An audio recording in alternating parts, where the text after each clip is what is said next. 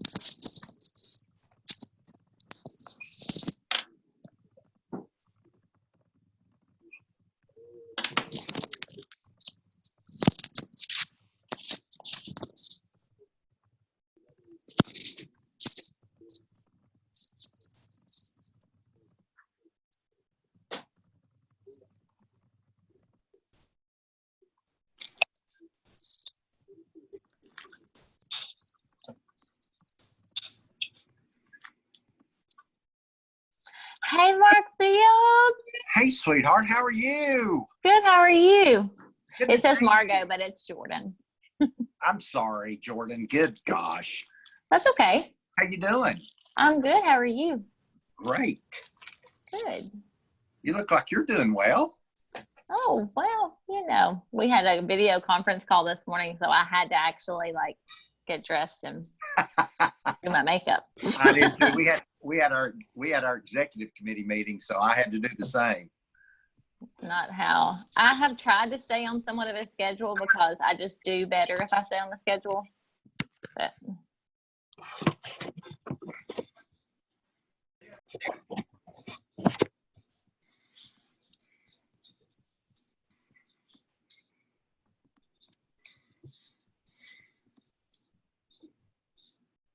sorry that y'all are seeing my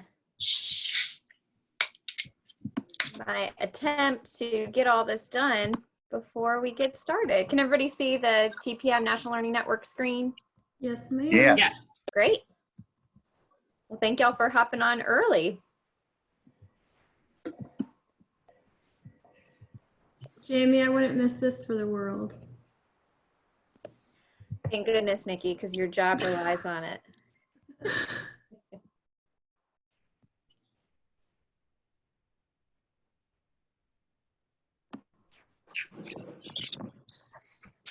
We should have a good crowd today. Excited to be connected with all of you and hope everybody's staying healthy at home is a new coined phrase that I've heard a lot.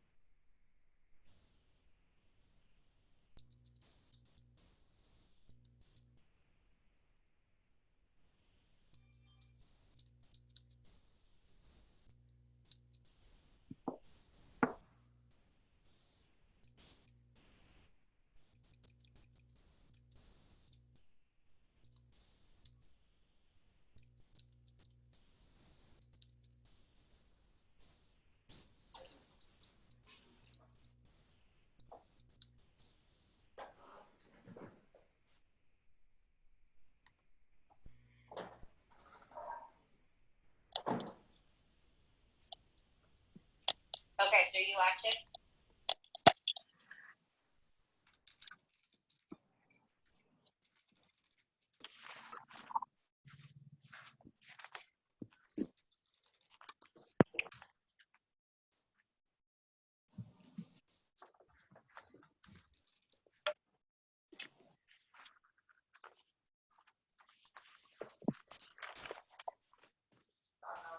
Come in.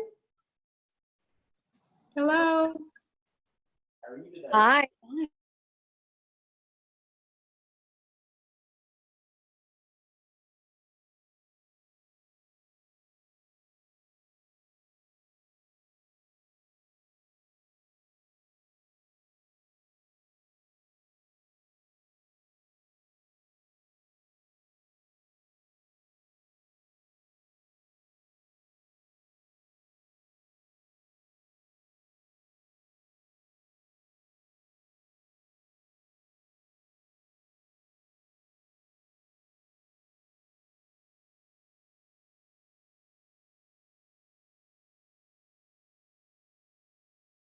All right, the clock has struck 12. We're going to give folks just one more minute before we get started. I have muted everybody, but you should have the opportunity to speak when we open up for question and answer. And then we always encourage you to make use of the chat at any time if you have a question throughout the presentation. But really glad to have so many of you on today, and we look forward to sharing a lot of information with you all.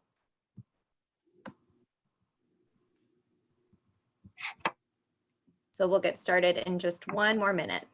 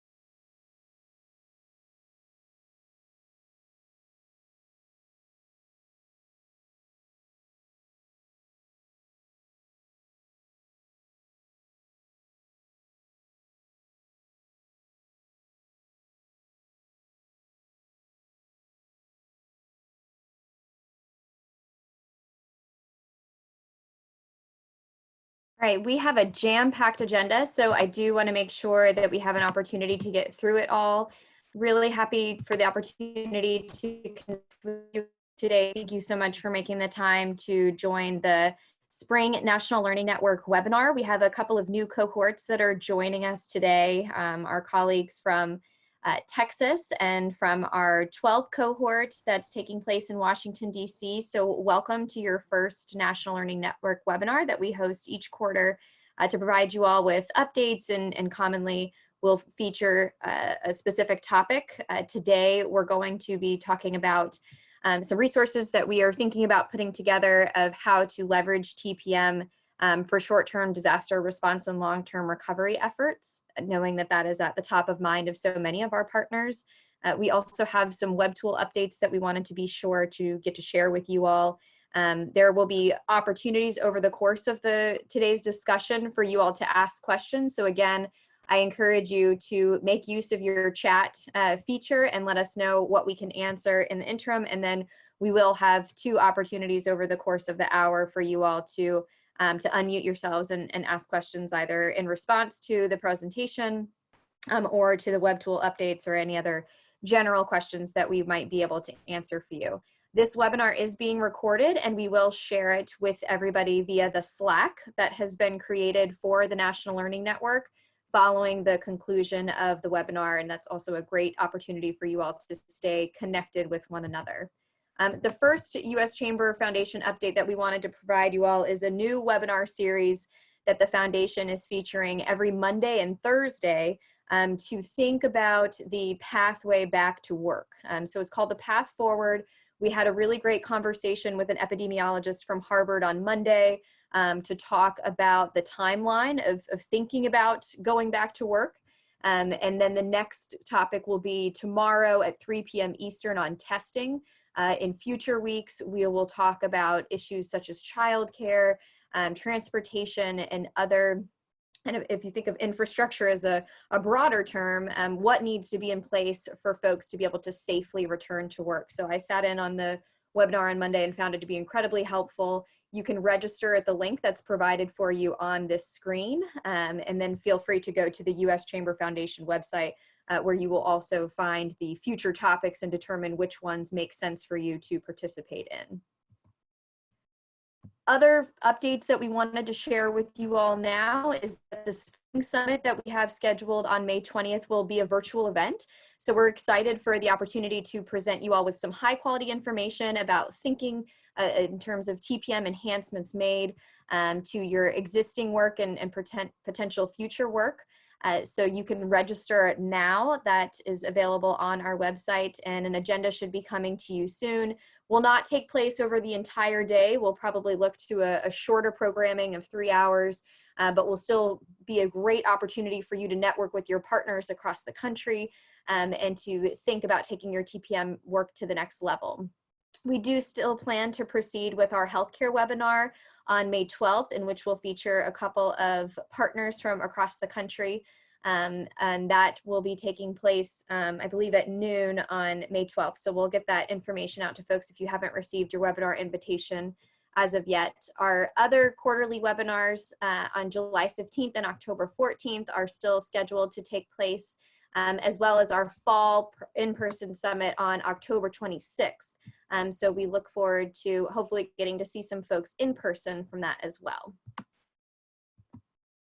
The next update that we wanted to provide for you all, which was the intended topic for today's discussion, is some work that we've been doing, not just with our TPM practitioners, but also our partners at the National Organization Advanced CTE, and their partners made up of state CTE directors from across the country. We had an opportunity this past fall into the early spring to think about leveraging talent pipeline management for partnerships with career technical education practitioners. So we will release probably at the end of this month or the first week of May, a compendium of resources that are targeting both TPM practitioners as well as their CTE partners to think about how we can do a better job of learning from one another by providing a bit of an orientation of the context in which we work. So how can we educate the CTE community about employers, the professionals therein, and what are the kind of opportunities to engage with employers more meaningfully, and vice versa for employers to learn about the CTE community, how they're funded, the various partners that make up the broader CTE community, in hopes that by providing each other with some information about the respective communities, we'll be able to build stronger partnerships. The third component of this resource is very specifically thinking about TPM as a framework that can be used for these partnerships with CTE systems and their practitioners. And so we're really excited about these new resources and getting them into the hands of our practitioners so that you all can provide us with some feedback, put them to work. Several of our partners have been overseeing relationships between employer communities and their CTE systems.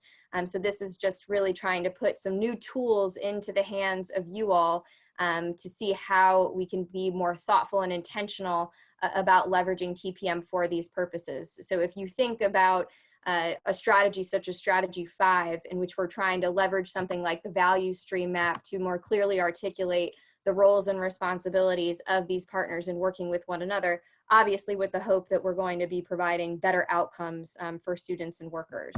So we're very hopeful that you guys will have some good things to say about these resources, but as you know, just like with the curriculum, we want your honest feedback so that we continue to make those resources better and share stories from folks. So keep an eye out for those resources. We'll be sure to get them into your hands as soon as they're made available. And again, look forward to getting your feedback. So with that, I'm going to go ahead and transition over to Jason so that he can speak about some new resources that we're thinking about, given everybody's current experience of dealing with the coronavirus and its impact on our communities. So with that, Jason, the floor is yours. Okay, can you hear me okay, Jamie? Yep, you're coming through loud and clear. All right, thank you. Well, I will endeavor to be brief, but one of the things we wanted to do for the network was share with you some thoughts and considerations on how you might want to leverage TPM as a tool as part of your disaster response. And we know that there's been a lot of folks who've already been doing this. They've just been getting their collaborators together and getting the job done, but we did want to kind of revisit it on the chamber side to say, given the methodology we have, how does it lend itself to a wide variety of disaster situations, or does it? And what we found is we think it could actually be a very useful device in times of disaster, both in the short term, as far as trying to do rapid fire responses, as well as for managing a long-term recovery. So we want to make sure that we were kicking off a conversation with the network about how to think about and use TPM, whether in this crisis or any future crises that follow. So we are not presenting this as the gospel. We think we have some ideas about how this methodology can be applied in the right way, but this is really to kick off a conversation with you all to learn from your experience and to get your feedback on this approach and whether or not it's useful. And if part or all of it is useful, what would be a next step for us? How could we better build on this conversation to support your efforts in your communities? So we just wanted to kind of share with you our thinking, and we'll go from there. So we're just going to give you kind of the broad strokes and how to think about it and why TPM.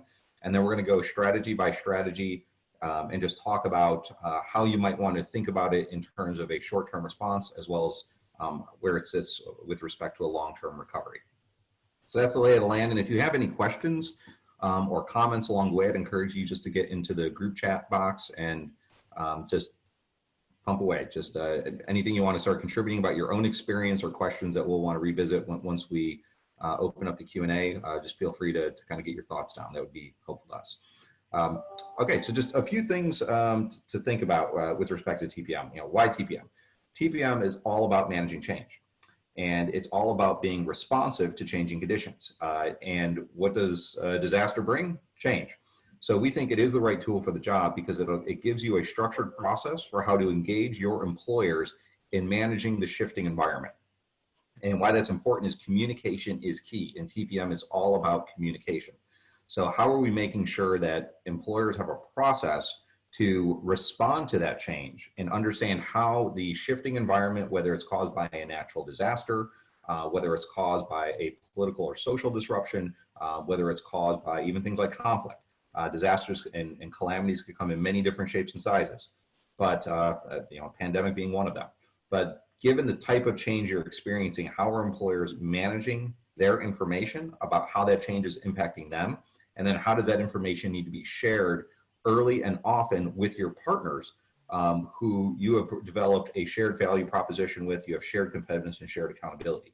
So you want to make sure you have the right tools to facilitate communication whenever possible with those partners. So you're constantly adapting with the times and you're building trust all along the way, knowing that there's a lot of variables that are going to be outside of your control, but this at least gives you some process to get your facts straight, and both in the short term and what you want to do now, but always with a mind towards there's going to be a recovery, folks, and we need to know what is the problem to solve in the short term and what are the solutions now versus what do we need to be planning for in the future and how are we going to manage long-term recovery. It's both and the problem sets you're going to be dealing with might be different, but TPM gives you a process to manage both and keep your eye on the prize, which is we're eventually going to need to recover and we need to make sure our collaborative is strong and ready to go on day one so we can manage our recovery effectively and not get caught flat-footed.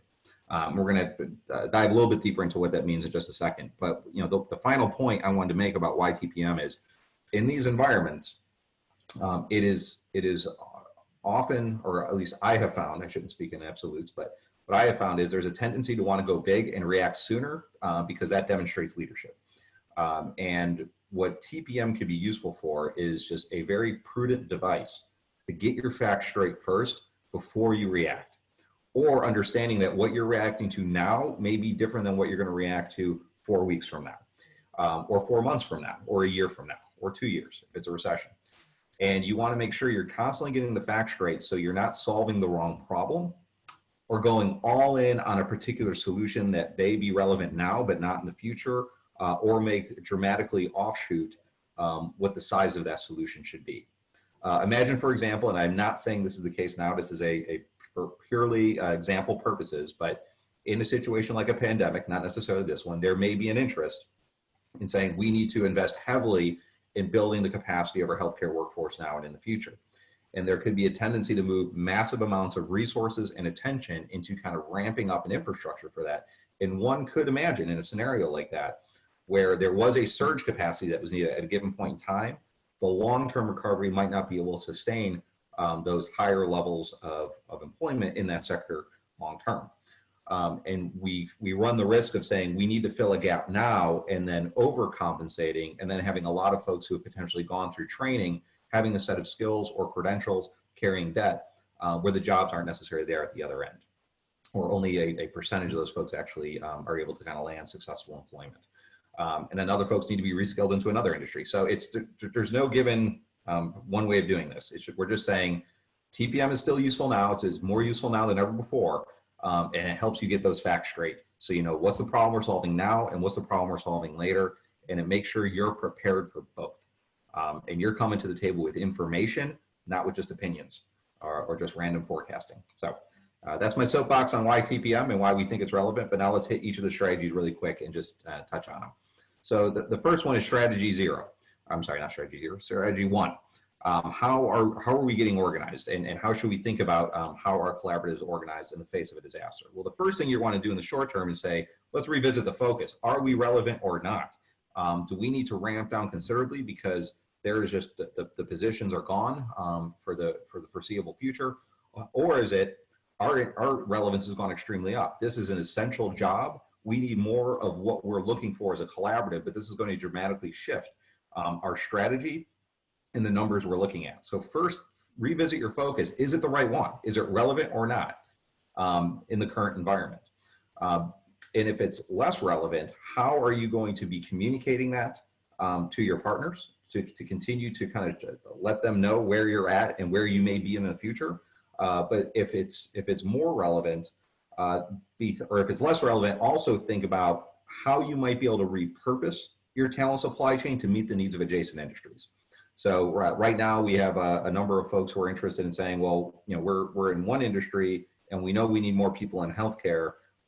Wouldn't it be interesting if we could try to kind of shift the focus of our supply chain to begin educating new folks coming up or reskilling existing workers to be able to fill that demand? So think about how much like in wartime production, you might be building cars. The next thing you know, you're building tanks. Because you want to be able to leverage that infrastructure to contribute towards solving a problem for another industry. So just think about where is your collaborative stand, less or more relevant. If it's less relevant, that doesn't mean there isn't work to do. It means you might be able to help address the disaster by other means and repurposing your talent supply chain, because a lot of what your talent pipeline has is relevant to what the world needs at that given point in time. And as far as long-term recovery go, if your collaborative has deprioritized its focus area, that doesn't mean just walk away. You need to make sure you're ready for that long-term recovery, because you can't lose time. So how are you making sure you have the systems and processes in place and you have the data in place to be able to move quickly once a recovery has begun? So you're not the last one at the table, but you're the first one there. And folks know to work with you to manage the recovery, and you know how to manage it well. You don't have to start over from scratch. The other thing to keep in mind too, as part of long-term recovery, a lot's going to potentially change, especially if the recovery, the long-term recovery doesn't start for some time. Imagine if you have a multi-year recession in front of you. And understand that when you come back to the table, your environment's going to look a little bit different. Your providers may no longer be there. Your providers may be there, but have significantly shifted their focus and capacity. Just understand that you need to have a strategy and get organized early and often, and be communicating. So once you need that infrastructure there to meet your needs, because your demand is going to go up, again, you're not caught flat-footed, and the environment around you is going to be responsive to your needs. They know you're waiting in the wings. They know you're going to be ramping up. You want to make sure they're reacting to you, and that you're not trying to demonstrate or kind of get everyone to pay attention to you once again a year or two down the road. Okay, moving on to strategy two. So that's strategy one. Just make sure you know the relevance of your collaborative and what it means in the short term or long term. For 2, 3, and 4, it's all about getting your facts straight, folks. So in strategy 2, the first thing is our demand gone up or has it gone down? If we're more relevant, we may see a surge in demand. If we're less relevant, that demand might drop to zero, or it could just be significantly diminished in the near term. Whatever it is, get your facts straight on just what happened to your projected demand and share that information with your providers. They need to know it because they may be educating people now. They may be recruiting people now. They want to make sure that they're not oversupplying. They want to make sure they're not undersupplying, but that is mission critical information. So you want to do a quick triage to say, given what we know about the business environment now, how has it changed our projections? And let's share it with our pipeline partners. In terms of the long term, be thinking about this as strategy to not in terms of we're going to do one survey and we're going to get all our facts straight for the long-term recovery, but you might imagine there's a lot of variables outside your control. We don't exactly often know what's going to happen in any given recovery and how it's going to play out. So what you might want to do, just like we teach in TPM, is do multiple projections, forecasting different scenarios. Imagine a quick recovery, imagine a slower recovery. Imagine what it means on the regulatory side, what it means on government investment, or what government investment is going to do to your solution.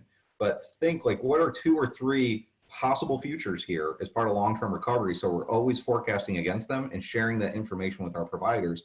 And why? Because we don't want to be caught flat-footed. We want to know we have contingency plans in place to manage a recovery under a variety of scenarios.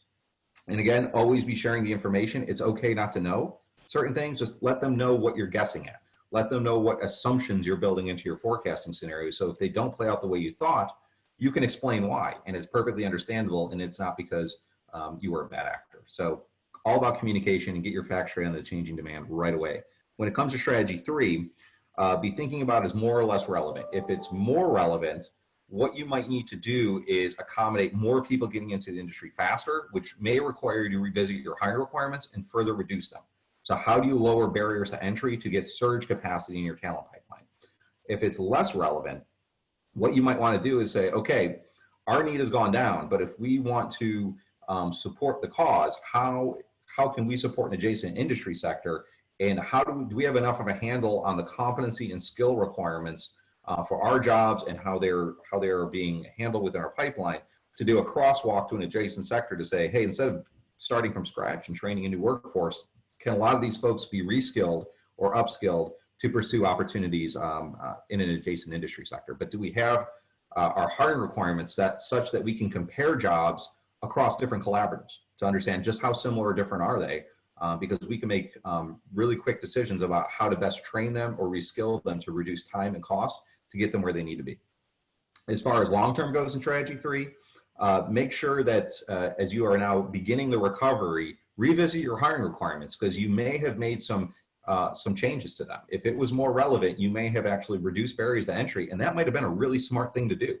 And you might want to make those decisions more concrete now and in the future and keep them there. In other cases, you may need to increase your hiring requirements because by reducing them, that manifested in some quality challenges or it ended up leading to higher attrition rates. But take a look at what happened and then revisit them and say, we may have made changes. Do we want to make those changes more permanent or not? Think it through. And then if the focus was less relevant, imagine your environment has just changed pretty significantly.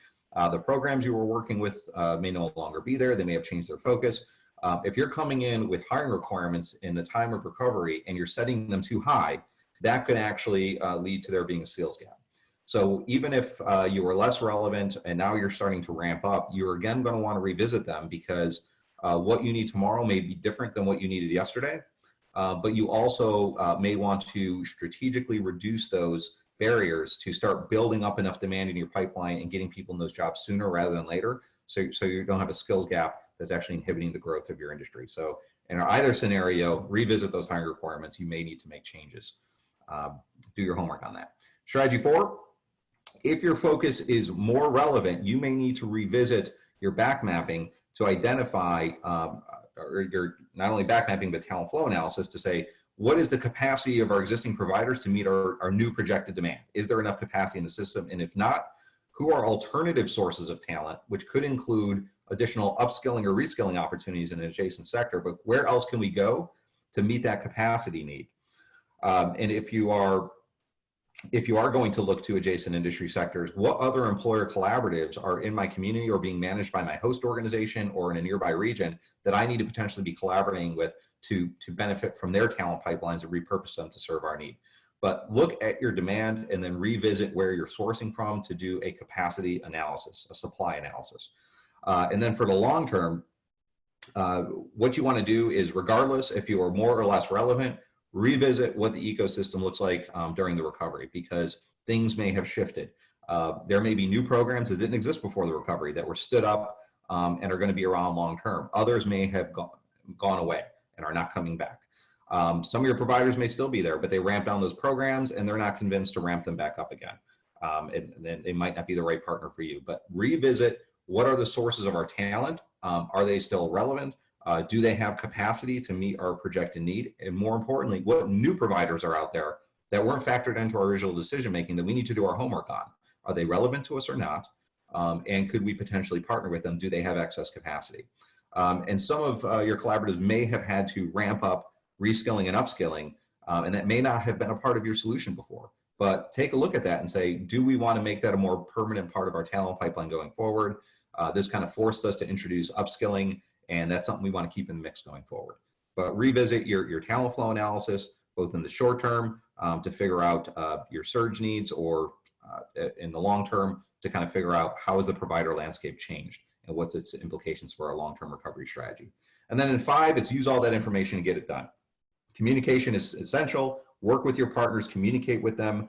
You want to make sure that if your focus is more relevant, that you have systems and processes in place to ramp up new providers quickly, whether it's for external hiring or for upskilling.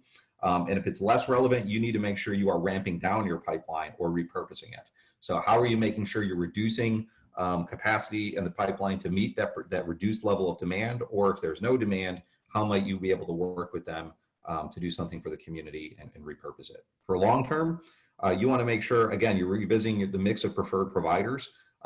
Just because we had identified some preferred providers in the past doesn't mean they're going to be the best fit for our needs in the future. So revisit your provider considerations, and then continue to collect information, because it's not a one and done effort.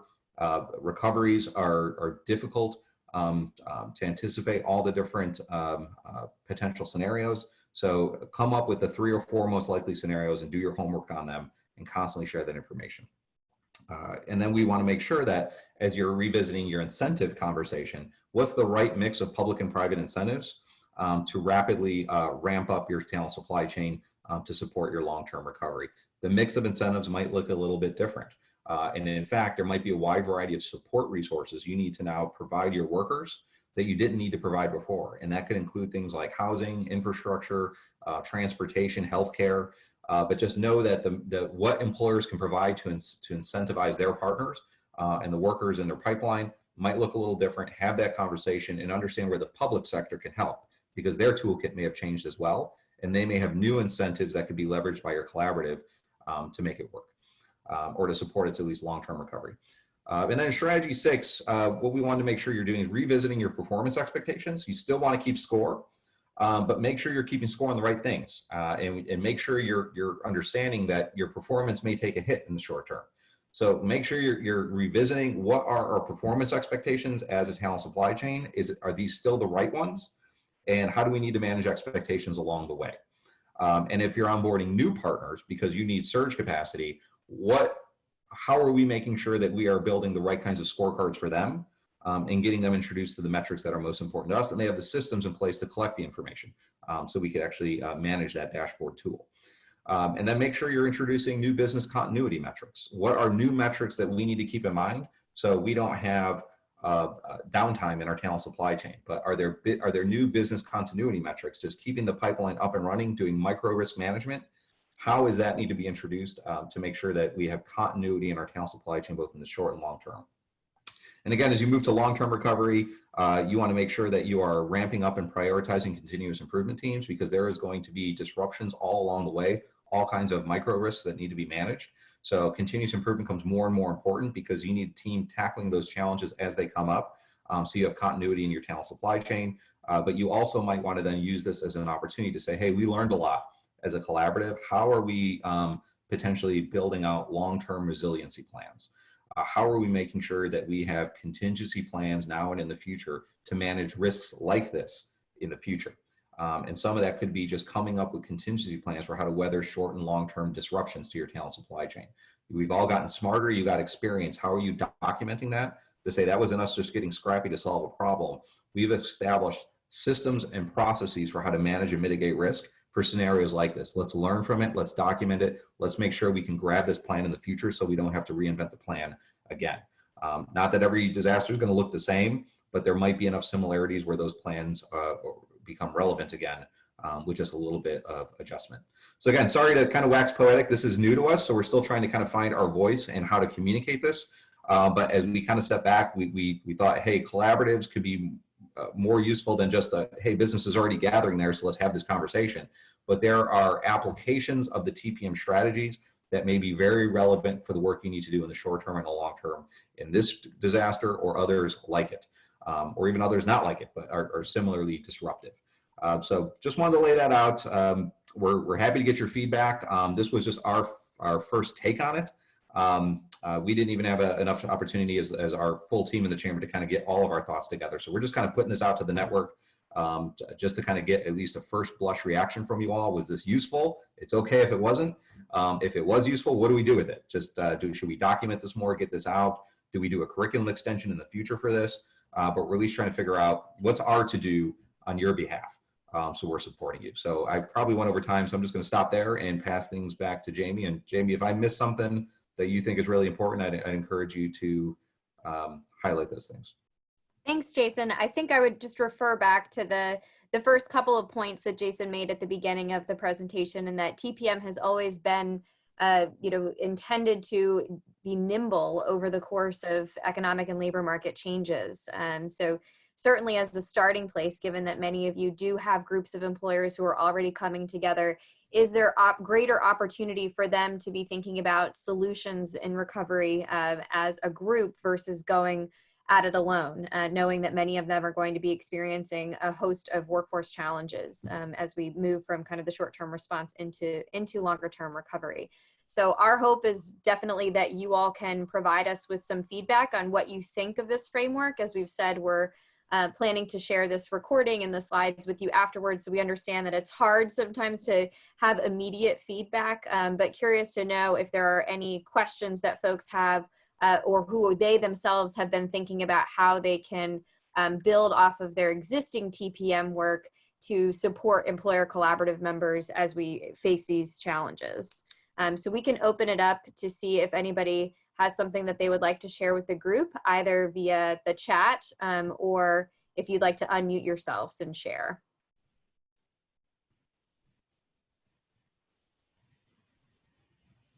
One question that I saw on the chat, does anyone have insight on how to balance crisis response, immediate focus with the need to be looking forward and adjusting the plan?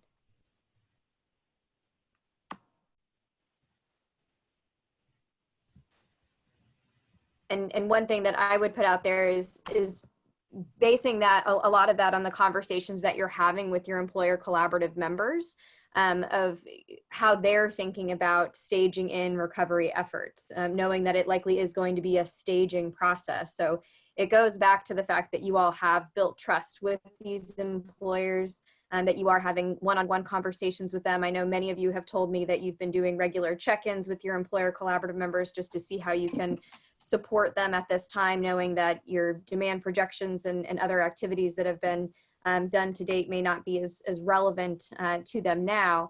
But I think that that's a really good starting place, is to try to help allow them to identify that path forward. Hi, Jamie. This is Orlando Cáceres from Retail Works Arizona. Can you hear me? Yes, coming through loud and clear. Hey, so just wanted to share a little bit of what we're doing. We've shared in the past a little bit of how our collaborative is a bit different because we had this work going on in Arizona for a couple of years before we got into TPM. But just to get to the actual part of the report, we began to convene our workforce partners in a Zoom session weekly to better understand their response to the retail sector here in Maricopa County. And we also brought in employers to give their share of needs and challenges at the moment. So we were having these weekly, we're still having these weekly to kind of hear from both sides. Our employers and our workforce partner professionals and some of our education partners. And the idea has just been to, convene, communicate, identify things that are of immediate need, and respond and share resources throughout our network of partners that we have been working with for the past couple of years. So that's been our response. Obviously, we've had a little bit more of a runway to connect and convene and gather a lot of these contacts that are being impacted. But retail specifically, in our case, has kind of the both extremes: massive layoffs and furloughs, and massive hiring needs, depending on the type of retail. So just want to throw that out there. And then also, Center for the Future of Arizona just launched a new website called azretailcareers.com. And we'll be sharing a press release. Y'all might get it in your inboxes today if you haven't gotten it already. But that's also kind of in response to the needs of essential retail and, driving folks to the resources, education, best practices, things that we're able to put out there and basically fill a gap of, what is available currently for those employers and for those employees who are being affected. So that's a little bit of our share. Absolutely. Thanks, Orlando. And I know other partners of ours across the country are similarly trying to help with some of that job matching. And I think that to Jason's point on strategy 3, when we think about the competency mapping exercises that we've done, while there might not be a one-to-one in terms of one retail job to another, if you do have those hiring requirements well articulated, then it's easier not just for the employers, but also for the workers themselves to be able to see if there's some opportunity for them to transition at this time and to be able to maintain work. Another comment that we got in the chat is that David from Michigan is seeking alignment between state government efforts to reopen the economy to immediately bridge the digital divide and leverage longitudinal data systems to target those skills with openings. With a number of big data solutions that make sense if but for the focus, sophistication, and talent inside state government. So I think that there are certainly, as you say, David, a lot of opportunities for data to play a big role here. The trick, of course, as Jason had said, is it's got to be good information, right? In that we don't want to be determining solutions based off of more generalized data, which we've realized can lead to longer term issues. Sorry, Jason, was there something you wanted to add? No, I just want to reinforce that point you made. I think that's really important. If I could just be a little bit more casual about it, your existing LMI will not save you in this situation. Government's not going to parachute in to help because they don't have the forecasting data for something like this. Or if you're going to wait for it, it's likely going to come too late. Like ONET is not built for these kinds of projections.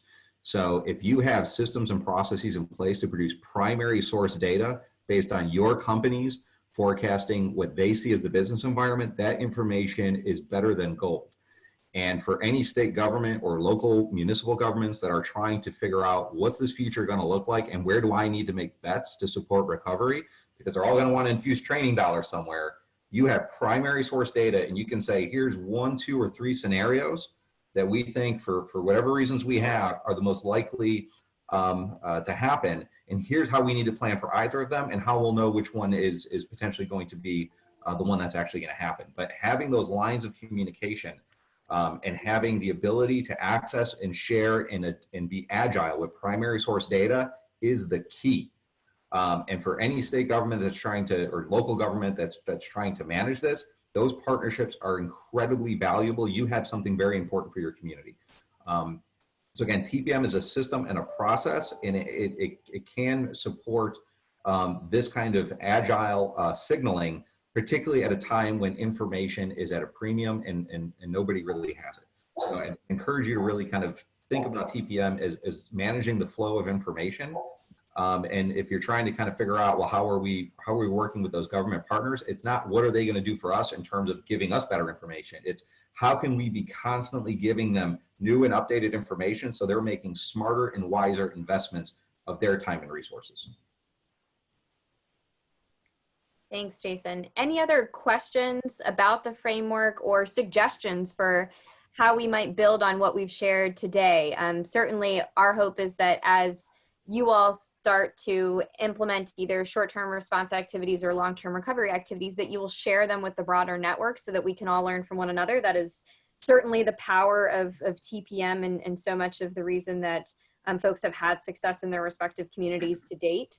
But we're curious to hear from you all what you would like to see next in terms of our support for you all. So Jamie, this is Andrew. Yeah, please go ahead, Andrew.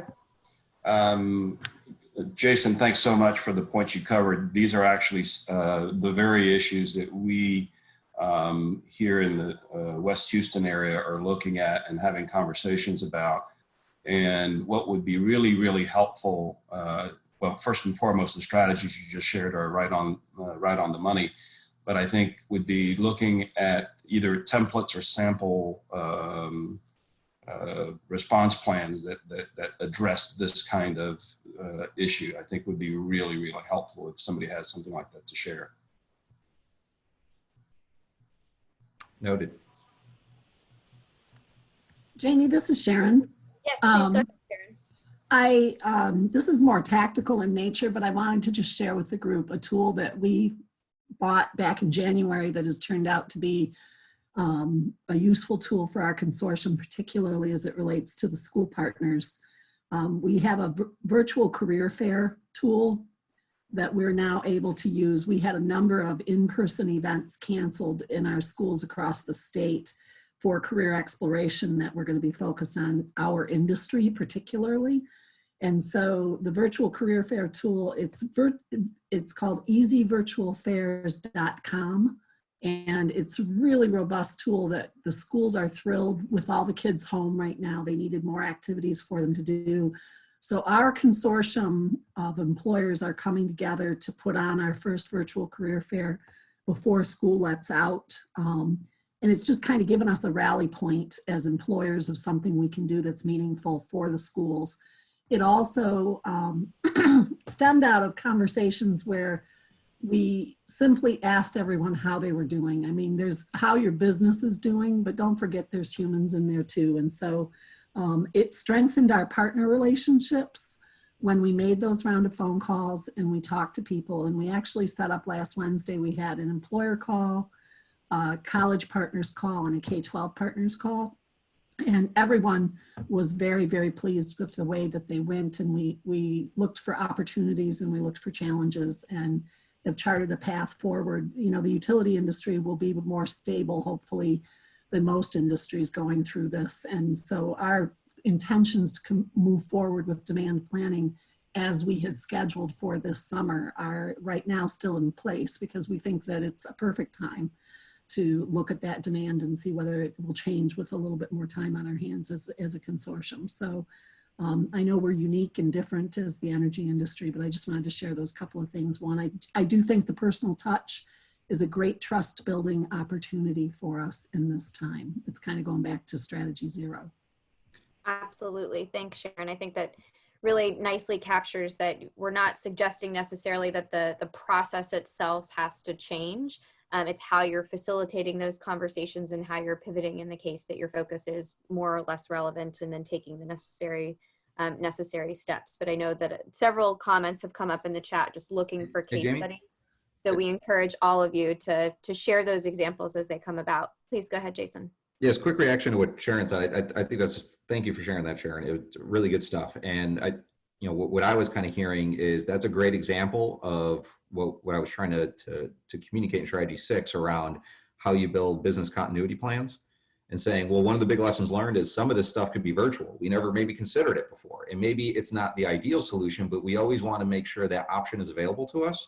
Right. And we've now done our homework on what can we do remotely and virtually versus what we can't do. But we don't need to rethink this the next time something happens. We could kind of go to that playbook, and maybe we always want to, instead of saying, hey, we would love that option, but in good times, we don't really need it. So we just let it go and hope it's there in a time of disaster. Or we say, well, we always want to be doing a little bit of it because if we ever need to ramp that up, it's going to be there and we don't have to go find it again. But we have a partner, we trust them, we know they have surge capacity, and we want to always get better and better, even though they might not be our number one choice for something, but we always want to have it available to us. So it's there in a time of need. And that's that kind of business continuity planning you can create a continuous improvement team on. So you have these resiliency plans. and you can implement them on demand or at least tweak them. But there's going to be a lot of things you learn in each disaster. Document that, learn from it, and make sure you're managing risk now and into the future based upon that shared learning as a collaborative. You don't want that to go to waste, and you don't, and again, TPM is all about managing that value chain. You want to have aspects of your value chain in there that has resiliency, or that could be introduced rapidly to address your needs so you're not caught flat-footed. But that was a great example. I think we need more examples like that, Sharon, to help kind of round out how to best communicate where TPM can be relevant. But that's a perfect example. Thank you. We've got 2 questions in the chat that I'd love to address before we transition. So Bernie from Buffalo is asking, has anyone conducted a virtual employer collaborative meeting? And do you think a collaborative kickoff would be effective if done virtually? So again, we'll just open it up if anybody has done so. Hi, this is Byron Clayton from Tampa Bay Works. We've got 2 collaboratives that we work with. One is healthcare, one is manufacturing. We've held 2 manufacturing collaborative meetings virtually, and they've actually worked out really well, surprisingly well. We had one yesterday, in fact, and because it's kind of hard, our meetings usually last 2 hours, so we said, virtual meetings for 2 hours it's a long time. So we told everybody, let's keep it to an hour. And we ended up going over an hour and a half anyway. So the engagement was surprisingly high. So it's worked out well on the manufacturing side. The healthcare side, not so much. And it's just because their attentions are elsewhere. So we've actually postponed those meetings until the end of May.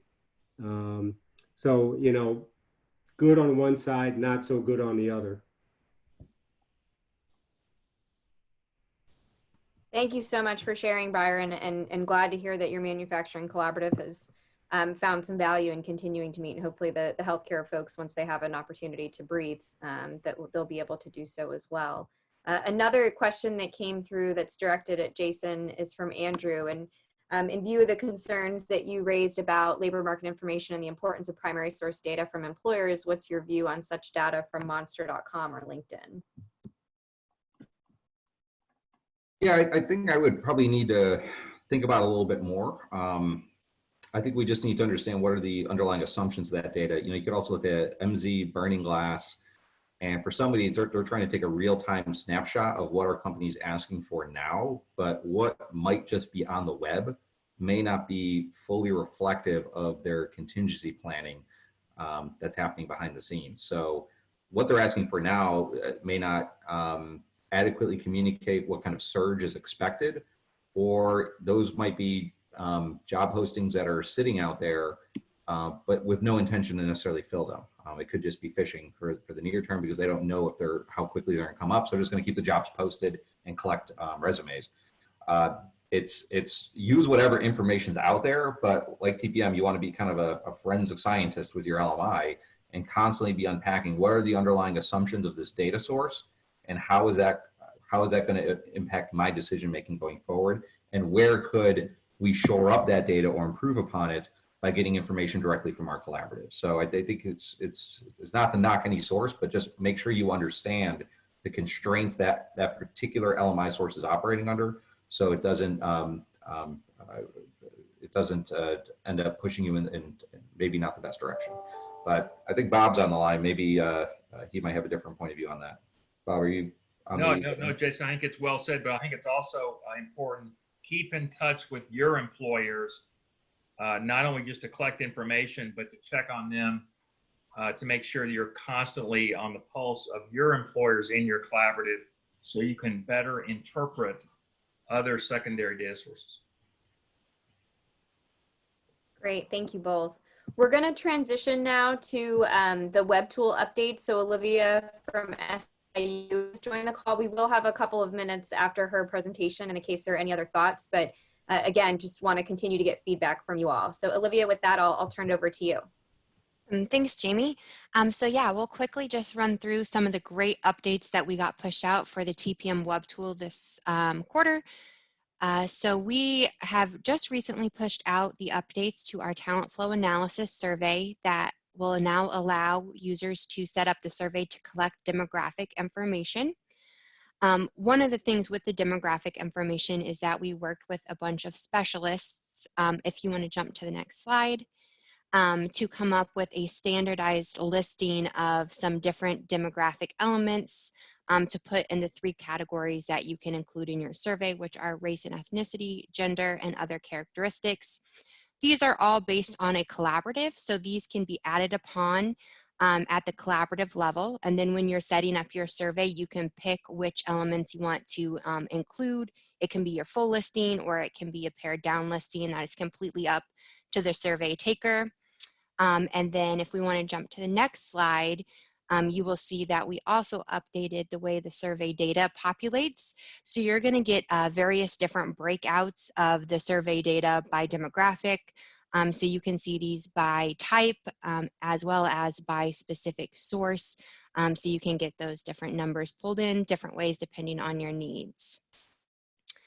Our next update is for our needs assessment update, or I'm sorry, our needs assessment survey. We updated the job projections to break out the the type of replacement positions. So you can now break out the number of replacement positions due to retirement, due to upskilling, and all other. You do not have to do it this way. You can keep it the old way and just do new and replacement positions. But if you do want to break that out to see the split of those numbers, when setting up that survey, you have the ability to do that. And then if we jump to the next slide, we will see that if you do break out the replacement positions, we're also going to go ahead and break out that data for you on the survey data page. Our next update is also with the needs assessment survey. We made an update so that if you were just doing the hiring requirement portion of the needs assessment survey, meaning that you're leaving out the job projection portion, we added in a position not applicable screen. That way, if there's specific business functions that are not applicable to one or more of your businesses, they can note that. And then moving forward, they will not have to fill out the hiring requirement portion for that needs assessment survey. We already had that set up for when job projections were included. We just took this a step further for if we chose to only do hiring requirements. Our next update is also focused on our needs assessment survey. We made some updates to the survey graphs to better wrap that text. So if you are exporting these images for presentations or reports, you're going to see all that text to make sure everything is very clear and straightforward. Our next update is looking at a whole new survey that is now included in the TPM web tools. This survey is called our Discovery Survey. What we did is we found that the additional questions piece that was available on all 3 of the surveys, where our users could add in their own questions, was really helpful. And one of the things a lot of users wanted was just one survey that did that. So if in between strategies you had some follow-up questions or questions that maybe weren't specific to a strategy you wanted to ask your business, you could use the TPM web tools to set up that survey and send to them so that we could keep them coming back to the TPM web tools to kind of keep that flow of how they are providing data to you streamlined and keep them familiar with the web tool. So that survey has been released, and if we jump to the next slide, you will see that during survey setup, you still have the ability to use all of the different question formats that we have available and order those and build those out as much as needed. And our next updates are moving away from our surveys, and we're taking a look here at the updates we made to merging talent providers. Users have been provided the ability to not only manually merge their talent providers, but also to look at suggested merges that the web tool finds based on matching information in the talent provider listing. So you can now go in and select a talent provider and see suggested merges. It's going to show you other talent providers who have very close matches based on the information collected. The other update that we made to that is that you can merge as many talent providers at one time. It used to be you could only merge 2 at a time. You can now merge as many as you want, making that process a whole lot quicker. And if we look at the next slide, you'll also see one of the updates we made is we had the system updated to automatically merge duplicate programs. So instead of having nursing listed a bunch of times, if it accidentally got typed in multiple times, the system is going to recognize and combine those with the appropriate credentials for you to just take out one of those tedious steps. The system is able to catch and do that for everyone. And our final update slide is looking at a new icon we added to the collaboratives page for retail. So if you have any retail collaboratives existing, you can go in and update that icon, and then moving forward, if you start any, you now have an icon that you can use to associate to that collaborative. One other thing I briefly want to talk on before we jump to any questions anybody might have about the updates is one of the updates that we are currently have started development on is the update to the talent flow analysis survey to map the job-to-job flows. We have just started on really kind of breaking that out into several different ways that you could go about doing that. And tomorrow morning around 11 o'clock Central Time, we're going to be hosting a very short feedback webinar looking at collecting feedback on the updates that we've made so far, and we will base that feedback on moving forward with these updates as well. If you are available or interested in attending that webinar tomorrow, if you could drop your name in the chat with your email or go ahead and send me an email. I'm going to be sending out an invitation later today with all the webinar information for tomorrow to take a better look at that. I would love anybody who is available to participate, but especially those who are really looking at moving to do that job-to-job flow analysis, or maybe have done it manually before, to kind of get your inputs and insights and how that has affected the different processes you went for getting all that information. And with is that at 11 a.m. Central tomorrow, so 12 p.m. noon Eastern tomorrow, April 16th? Yes.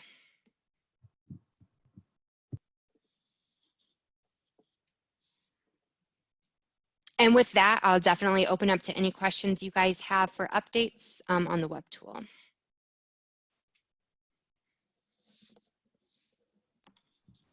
And Olivia will be able to get these names over to you. So continue to add your email address in the case that you want to participate in the conversation, which is tomorrow, April 16th at noon Eastern. And we'll make sure to get that information out to you. But the job-to-job flows is a really exciting development that we're eager to implement into the web tool that we made as a result of the updates to the curriculum last time we went through to involve upskilling processes. So we're very interested to get y'all's feedback as to how to do that effectively. So thanks to everybody who is adding in their information. Any other specific questions either for Olivia about the web tool or about the disaster recovery information that was presented as we close out today's conversation?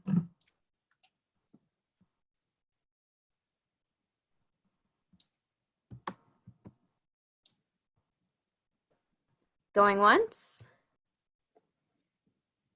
Well, of course, moving forward, if there's anything that we can do to support you all, please let us know. As we mentioned, we'll share this recording and the slides with you all via the Slack. If you're having any trouble accessing the Slack, please feel free to email Nikki or myself. Both of our email addresses are on this slide, jfrancis or ndsilva@uschamber.com.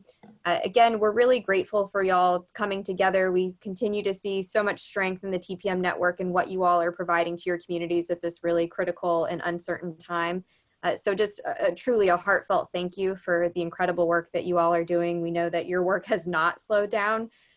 So we appreciate you being on the front lines of all of this and just want to do whatever we can to support you. And there's so much strength that comes from us sharing with one another. So let's continue to leverage that critical component of the TPM network of learning from one another. So please continue sharing and let us know what you think about the framework and how it is that we can use it to support your efforts moving forward.